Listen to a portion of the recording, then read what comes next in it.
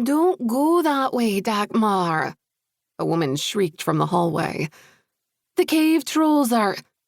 A resounding crash sounded outside the door to Sabine's bedchamber, but she didn't look up from her letter. The tone of this missive needed to be perfect. Somehow, she needed to convince everyone that her absence from the Unseelie court was temporary. Vulcan, her beastman protector, had already warned that some prominent families were suggesting they install their own proxy to rule in her stead. Since she had no intention of giving up her throne, she was suffering through another afternoon of writing letters. Gods, Fae politics were a convoluted mess. She'd prefer an outright assassination attempt any day. She needed a strong statement to add, to encourage the rest of the Unseelie to fall in line. If they believed she had plans in motion that could benefit them, her people would hesitate to strike out against her. Some plots took centuries to come to fruition. Sabine didn't intend to wait that long to return to her homeland, but buying herself even a few months would help. Tilting her head, she studied the message, desperately needing inspiration to convince her people she was trying to subvert her father's machinations. "Crap on the crystal, Dagmar," a woman complained from outside Sabine's bedroom. "The cave trolls are mopping. Didn't you see the warning crystals? They're lit up like it's the solstice. You're supposed to be a household manager now, not giving them more work to do." Sabine straightened, her mouth curving in a wicked smile. If inspiration crashed outside the room in the form of cave trolls, it was a good idea to put them to use. Cave trolls not only maintained everything in the dwarven city of Razadon, but they also doubled as an inventive and resourceful spy network. Fortunately, they were now beholden to Sabine. Putting her quill to the parchment, Sabine wrote, "As a gesture of my goodwill, I shall send a trusted emissary of the dwarven community to your household."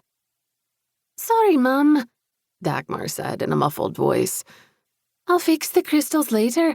I've got an important..."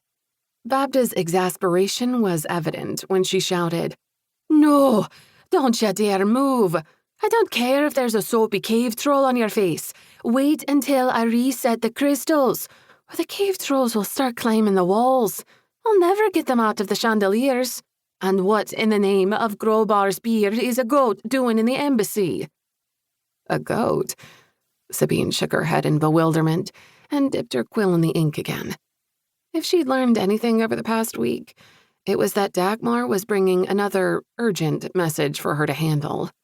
She needed to finish this letter before some random dwarven noble wanted to petition her about the cost of mushroom exports to Fairy.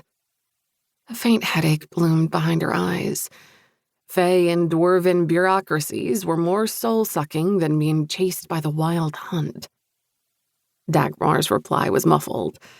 There was another crash and a squeal, followed by pounding footsteps. From the sounds, Sabine guessed the goat was about to make another break for it. "Not that way, Bombadil. You'll let the goat out," a tiny pixie voice called.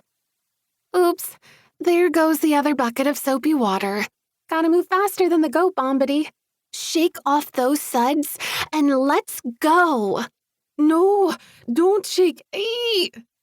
Screams filled the hallway, followed by more running footsteps. Sabine continued writing. "The illustrious cave troll Bombadil is eager to serve any of my father's Seelie subjects as you see fit. His skills are varied, especially when it comes to household tasks. I trust in your discretion and handling of this important matter." She grinned and signed her name with a flourish. From what she remembered about the cunningness of the Rivenoth family, they would have no trouble determining which Seelie household to target. With any luck, the cave troll spy would pick up a few snippets of information in his travels. At the worst, he'd cause mischief and mayhem among Sabine's enemies. Cave trolls were too much of a novelty for the Fae to kill outright. Besides, they were as skilled as the pixies when it came to getting out of trouble. And getting into it.